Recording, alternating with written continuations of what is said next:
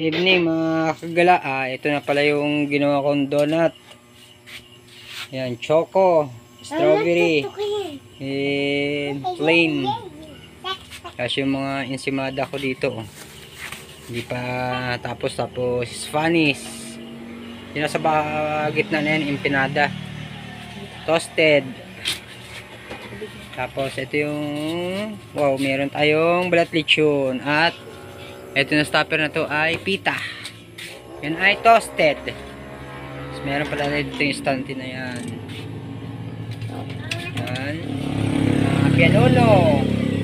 Yan, may pudding, hopia. Dito po ay pinagong monay, star red, pandikoko, empanada.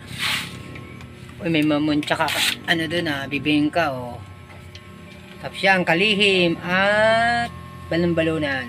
Yung iba hindi pa naisilagay kaya bakante pa yung ibaba na yan. Mga kagala, yan lang po natapos ko ngayong hapon para pang bukas na umaga. At yung kanina po ay naubos na.